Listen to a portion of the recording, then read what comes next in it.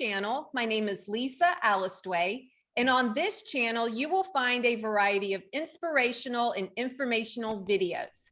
So if that sounds good to you and you haven't subscribed, please subscribe. My guest today is Ellen Friedman. I have known Ellen for about 25 years, and I'm excited to introduce her to all of you.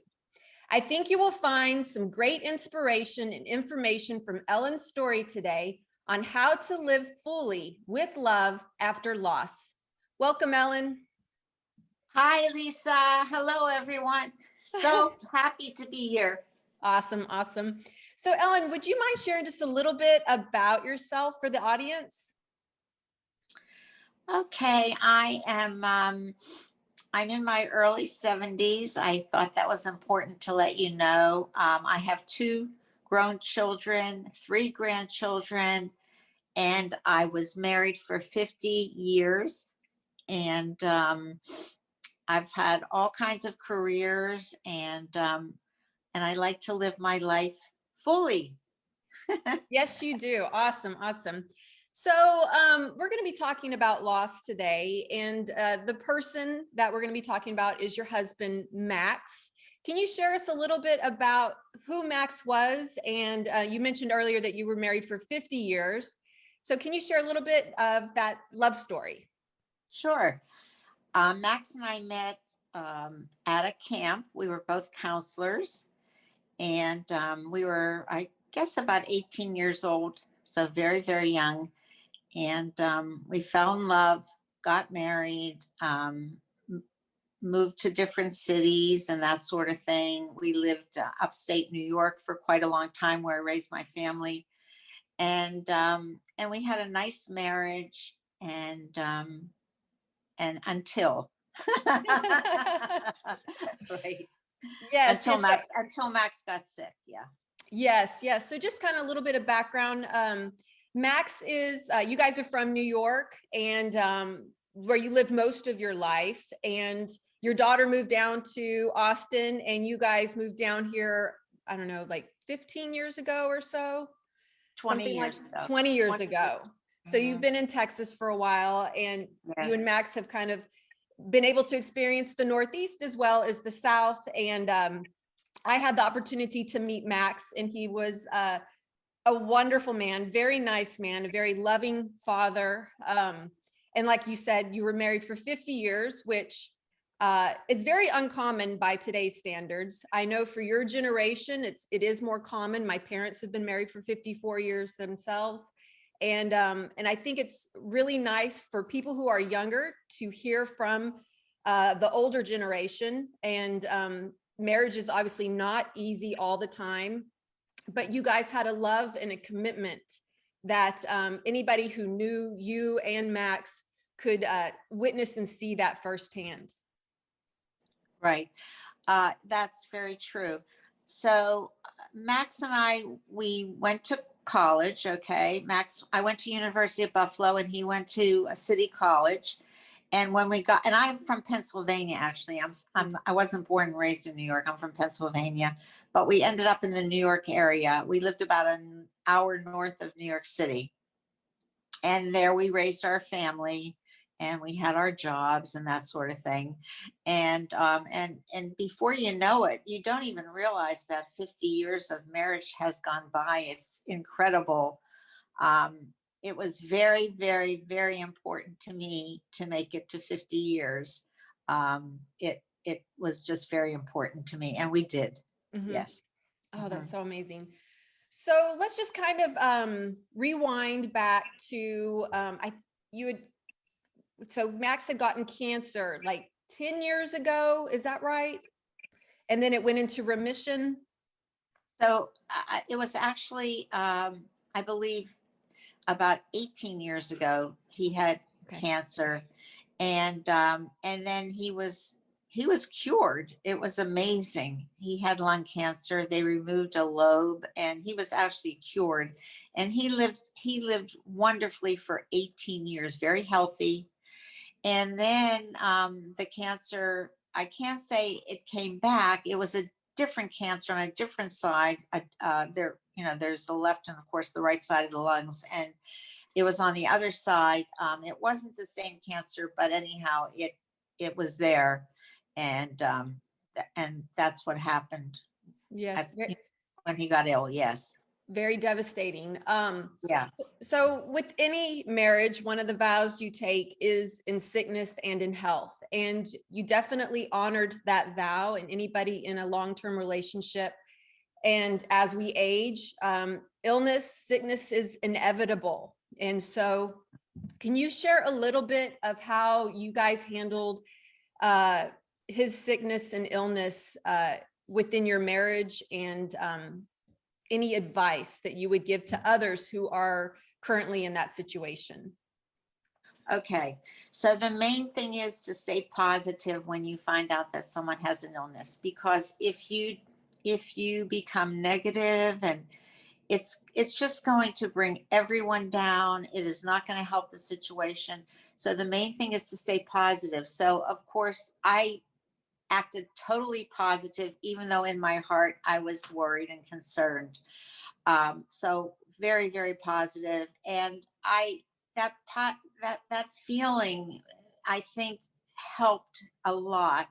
That I could give out those vibes, and the rest of my family, they were the same way. So we all stayed positive, and my husband stayed positive also. That's very, very, very important. And then, my husband went for all his treatments and that sort of thing. And I still was positive, and the doctors were positive. And but then at the end, he just didn't make it. And it was pretty much of a shock, because we thought he had at least 5 more years. Yes. Yeah, especially since he had recovered from the other one. Right. Right. But as anybody who's dealt with cancer, it is very unpredictable at Yes. times. Right. And I'm sure he still had bad days, bad moments, and it would be difficult to be positive in those times. So how did you Right. work through those negative emotions on those bad days? Yes. And there were some bad days, of course, when he wasn't feeling well at all. So what I did is I took a lot of walks. If I just got out of the house and I took a lot of walks, and I cleared my mind so I could come back to it again. You know what I'm saying? So I had to get away from it for a while. And that's what I did. I either walked by myself, or I walked my dog. But that was very important to me, to get out of the house and get away from the situation. And then I was able to come back to it. Yeah. So in a way, we're only good to others to the point that we're also good to ourselves. So Right. it is not selfish to take that time, if you are caretaking for somebody, to also self-care so that you can be strong for them. You have to start also putting yourself on a priority list. So I'm sure those walks helped you recharge and kind Right. of reset in those difficult moments, because it takes a lot of courage and strength, to move forward and to, allow all the feelings to be felt. That's a big part of it. Right. And this was during COVID. So you couldn't Oh, go many places, but you could walk to parks, you could walk around your neighborhood, that sort of thing. Yes. yes. And that's a really important point too, that people may not realize, that you had an extra added layer of challenge with COVID. I know that there was a time where, family members weren't recommended to see other family members. And I know that that was hard on anyone, especially when dealing with an illness. And I mean, for Max to have to kind of go through it alone, because of the COVID restrictions, is very heartbreaking. Yes. But he That did is have very, you. yes. And my children would sneak over, and we'd sit They could out, be listening. we'd sit on the deck. Yeah. So we would have family time. Yes, we did that. We did that. We tried to make the best of everything. You have to. When there's such a negative situation, you have to try to make the best of everything. Mhm. And we did that. And we did that. Yes. Yes. We even went away during COVID. It became my 50th anniversary. And we actually went away for a weekend with our children and our grandchildren. And that was terrific. Yes. Yes. And that's another key thing. You have to keep living. Nobody knows, like tomorrow it could be over. Like, and Right. that's the thing with illness. You typically don't always know how many days left, or all you have is the present moment, and you have to keep making plans, and you have to keep living as if you're going to have more days. Exactly, exactly. So that's what we did. We kept living, and we lived fully, and that's how we proceeded. Yes, that's correct. Awesome. Awesome. So let's kind of jump forward a little bit in this story. So his health got progressively worse. And so I know you said stay positive, but you also have to stay realistic, and not deny what is happening. So can you share a little bit in maybe the last month of his life and how that kind of unfolded? So the last month of his life, of course, was the toughest. Mhm. He was on oxygen totally, and he just had that little tank, and it was throughout the house, and of course he needed it at the end 24/7. And so that was difficult, and he was becoming irritable, obviously, because those were pretty rough times. Very uncomfortable. Yeah. Yeah, and it took its toll on me because he was irritable, and the last month was definitely the most difficult, absolutely. And you're still trying to stay positive, but it's really, really hard. You're seeing your loved one declining, and it's just it's very upsetting. Yes, yes, Yes, yes. And we're going to talk about the grieving stages that you went through after his yeah, death. But I think it's important to note that people grieve before the death, and to recognize that there is a process of grieving and letting go, even when the person is still here, because you have to kind of prepare for that. Can you talk about the grief you felt while he was yeah, still here? yes. So when I saw my husband, who was such an active man, on oxygen 24/7, it broke my heart. It literally, there were times I couldn't even look. So we're talking about grieving while the Right, person is still here. right, right. So it's very, very hard. You still want to encourage the person that is ill. You still want to stay positive, um, and you just have to plug on and go through it, and go through the motions, and it's difficult. Those are very difficult times. It's very hard if you have never lived through that, to explain that you know that something may occur that you don't want it to occur, but you just have to still say to yourself, no, there's tomorrow, there's the next day, there's the next day, that sort of thing. It's difficult. It's a very, very difficult time. Mhm. Yeah. So, fortunately, you were there when he passed, and Yeah. the family members were all there in the hospital bed. You guys all Yeah. got to say the final goodbye, which is very fortunate. Not everybody gets those opportunities. Right. So can you talk a little bit about that in Yes. the letting go process? Yes, absolutely. So we were very fortunate because it was during COVID, and a lot of people weren't allowed into the hospital, a lot of relatives, and we were allowed, Mm. because they knew that this was at the end, and they were very, very kind to us.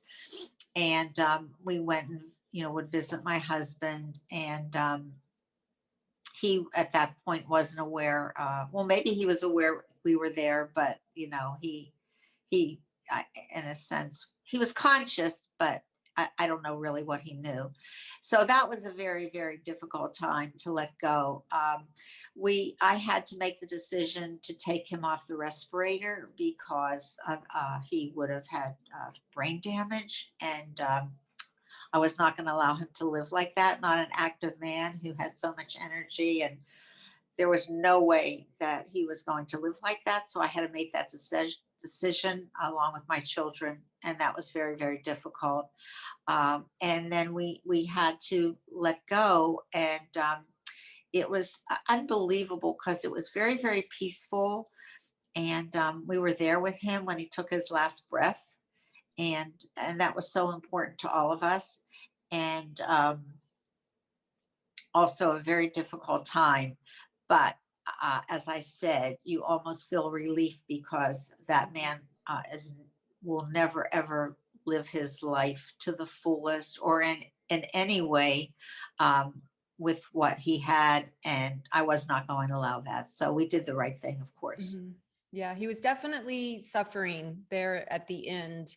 Um, and so let's talk a little bit about what it was like those first few days of, him not being there anymore. And how did you work through those feelings? Okay. That, oh my goodness, there's so much to talk about with that. Well, you come home to you come back to your house, and a man that, was by your side for 50 years shared your bed and shared the kitchen table and made decisions with you. And he's not there. And it seems so quiet and it seems so lonely, and you're scared. And um, it's so hard. And I became a little spiritual then. I was looking for signs, and that helped me. And my children, would stay over for the first couple of nights because it was just so too quiet. And you can't describe it, like I said, unless you've been through it.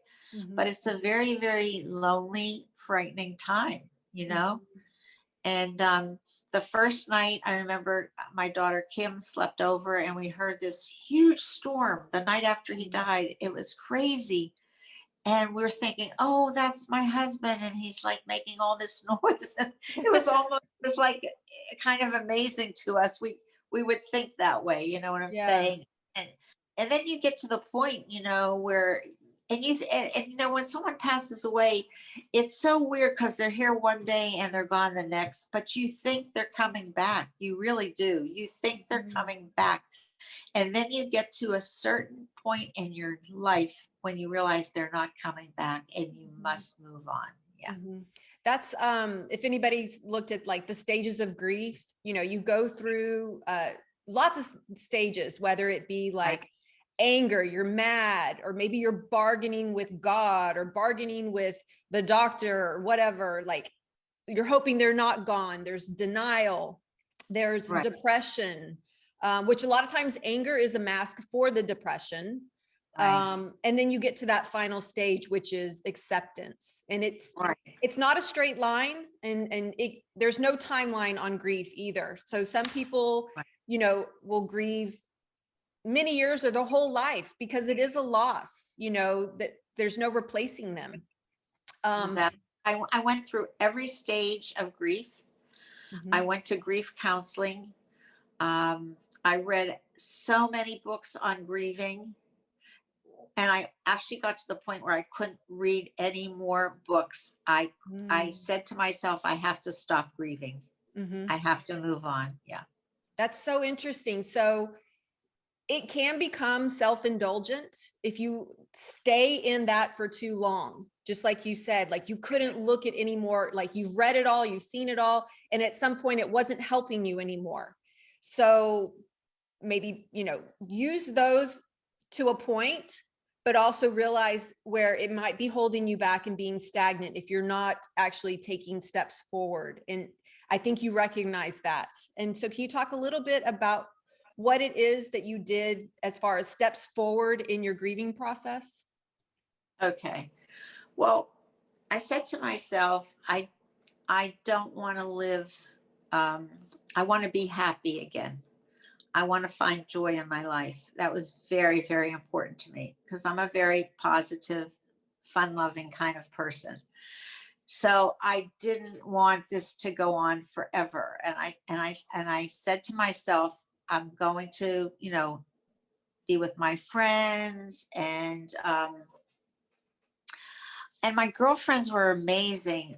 they were just wonderful support system, and I love each and every one of them. And my children are amazing, and my grandchildren.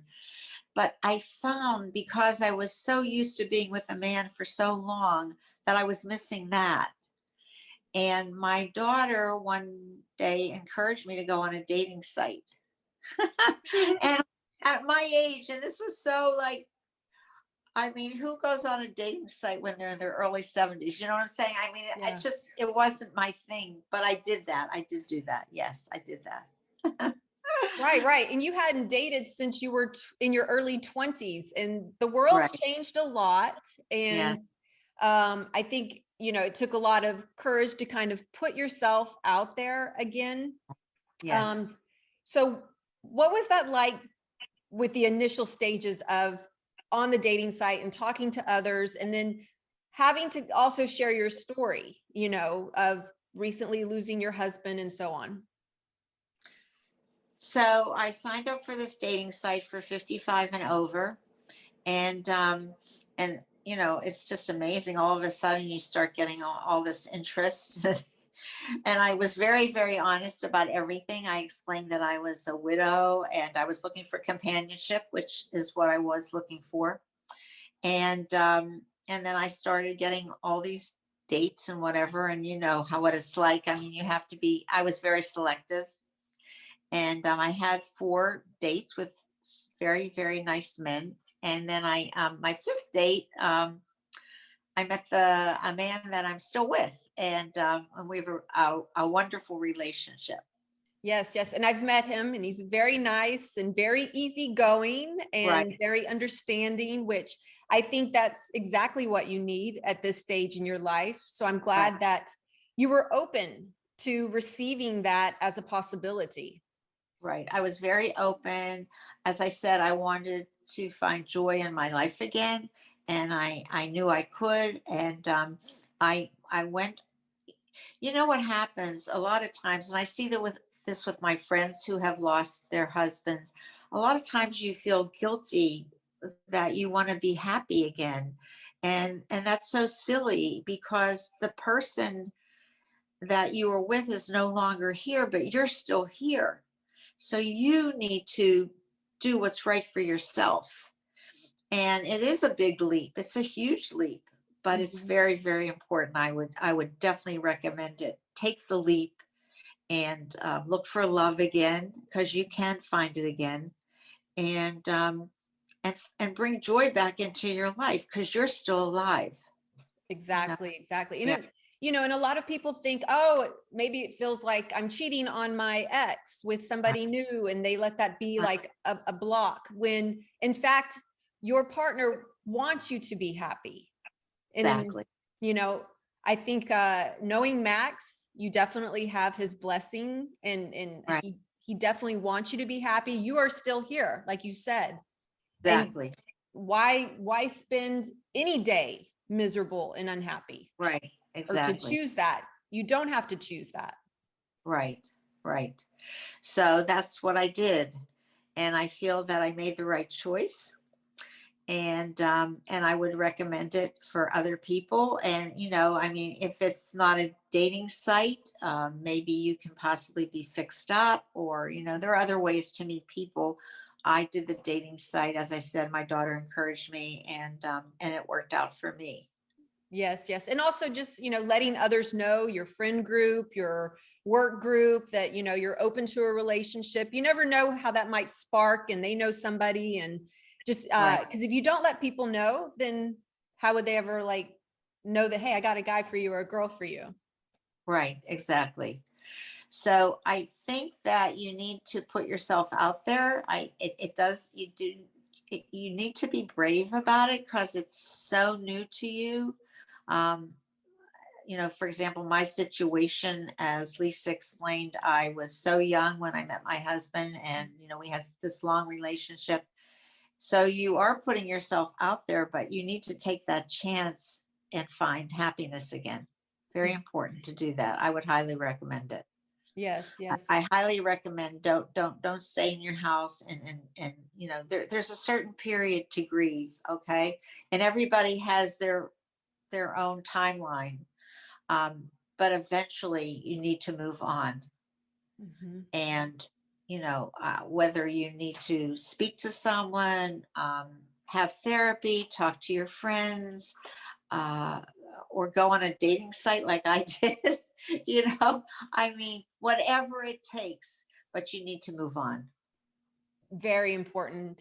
I know that Max, we had a conversation that Max had given you a present Yes. recently. And Yes. obviously he's passed, but that just shows the kind of man that he is and was. Can you share a little bit on how he has gifted you in, even though he's passed? Yes. Before he passed away, one of the women that he worked with, she was selling products, bath products, bath bombs and things like that. And he ordered them. This was probably a month before he passed away, and they didn't come in for a long, long time. I didn't really know about it. After he passed away, the woman called me and said, "The bath bombs are in. They're a gift from your husband." And this was, of course, after he was gone. And so it was really cool to receive something tangible. Mhm. I called it his last gift that he gave Oh, me. Yeah. yeah. And yeah. And so that was very, very cool that I received a gift actually from him after he passed away. Very, very loving. Very cool. Yeah. So let's talk a little bit about, living fully with love after loss, which I have to give you kudos. You are modeling that for your children, you're modeling that for your grandchildren, and now you're modeling that for my audience. And anybody that is stuck with loss, that feel like they died with the person, even though they are still physically here. Can you touch on how to fully open up to love after that loss?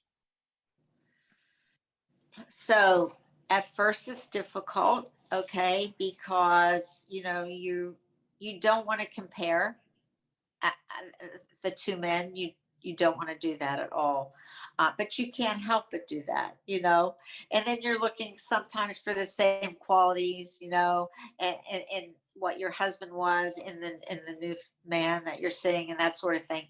But then I got to the point where not to compare, just to enjoy, the new personality, Mhm. the new ways that the person treats you.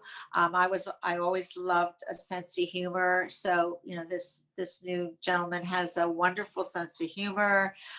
He's so kind to me, and generous, and loving, and so, the way my husband was, but it's a whole new situation. I feel like, this is a really new chapter in my life because I'm very happy, um, and I was happy, in the other relationship, of course, but you can find love, after loss.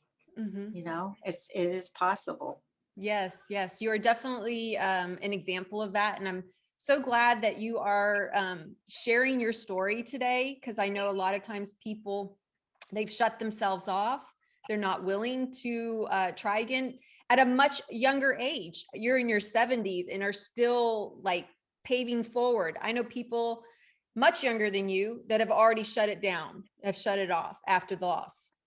And so Right. I hope that this can reach at least one person and see the possibilities and see that, life has a lot to offer beyond one relationship. There's lots of relationships and lots of experiences that we can have in this lifetime. And Right.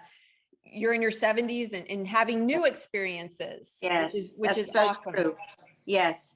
And I'm looking forward to, many, many years of continued happiness. Okay. And I look back on my life and I have no regrets, Lisa. I really don't. I have no regrets. I have a wonderful life, and I'm going to continue to have a wonderful life. Yes, you will. Because like you said in the beginning, you're a very positive person, and you've proven that to yourself and to those around you. And I think that that is an admirable quality to have, because life is tough, life is hard. And to always kind of see, you know, the silver lining, even in the difficult times, because life is going to include suffering. You cannot escape it. And so I like that you have found, like I said, the silver lining in that suffering. Right. I tried to turn something that was so negative into something positive. And I have, you know, when you lose someone, you say to yourself, can I ever have joy again? And you can. You absolutely can. And it's an effort. You need to make an effort. I mean, it just doesn't just happen to you, Mhm. you know. But you have to say to yourself, I want to be happy again, and I want joy in my life. Mhm. And so if you keep saying that to yourself, it will come to you, Mhm. or you will seek it out, Mhm. you Because know. it ultimately is a decision. You make that one Yeah, decision, and then right, you take the steps that honor that decision. right, exactly, exactly. So what I'm trying to so I hope it came across that um, you can have a fulfilling life again. It doesn't discredit your old life whatsoever. Okay. Um, just try to move on. And as I have said this so many times in this conversation, try to find joy again, because that's so important. So important. Mhm. You know? Yeah. Most definitely. Well, we're getting here to the end. Do you have any like final thoughts that you would like to share with regards to living fully with love after loss? Um, find a good person. Yeah, make sure make sure you find a good person, right. a good partner. You don't have to get married. You can just have a companionship, Mhm. someone you can go to the movies with, someone you can watch the movies at home with, you can go out for dinner with. You're not sitting alone in a restaurant by yourself, you know. Just taking trips and just enjoying yourself and talking on the phone and texting, and not, you know, having someone to do that with is so wonderful. It really is. It's changed my life. It really has. It's just changed my life. Awesome, awesome. Well, this was so good, Ellen. I appreciate you taking the time to come on here and to share your story. I know you've been through a lot in the last couple years, but you have really come out on the other side, and I just think you are amazing, and I love you. I love you too, Lisa, and thank you so much for this. Yes, yes. And if you guys like this video, be sure to give it a thumbs up, and don't forget to leave a comment down below on how you have learned to live fully after loss. I'd love to hear your feedback and take on that. And then always, if you haven't subscribed, please subscribe and hit the bell to be alerted to when the next video drops. Thanks for watching. Bye.